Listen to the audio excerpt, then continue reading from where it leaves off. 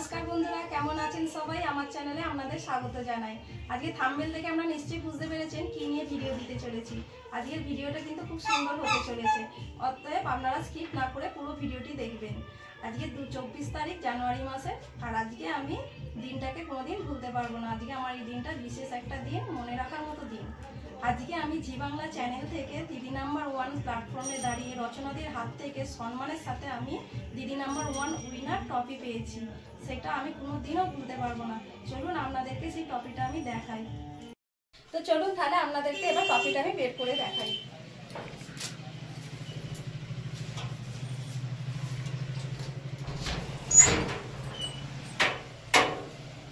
এই দেখুন বন্ধুরা,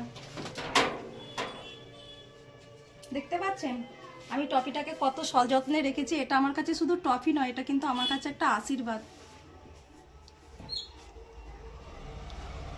চলুন তাহলে ট্রফিটা আমি একটু বের করে আপনাদের সামনাসামনি দেখাই। এই হলো আমার উইনার ব্যাচ, এই হলো আমার উইনার স্যাশ, আর এই হলো আমার ট্রফি।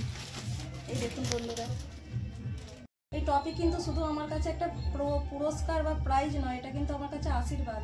আমি কোনোদিনই এটা ভুলতে পারবো না। আর আমি আপনাদেরকে একবার স্যাশ আর ব্যাচটা করে দেখাই। এই যে আমি এখন এই স্যাশটা পরছি।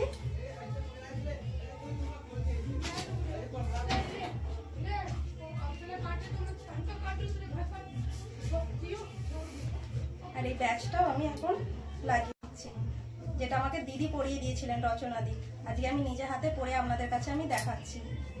দেখুন তো বন্ধুরা কেমন লাগছে। আমার সেই দিনটার কথা কিন্তু চোখে ভেসে আসছে, খুব মনে পড়ে যাচ্ছে আজকের দিনটা আমার কাছে।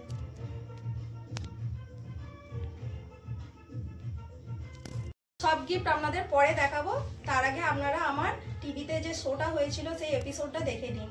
আমার সিজন 8-এর 49 নম্বর এপিসোড ছিল।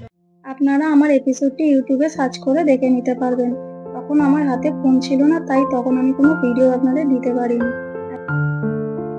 তাহলে বন্ধুরা, আমার এপিসোডটি ইউটিউবে দেখার জন্য আপনাদের কাছে অনুরোধ রইল।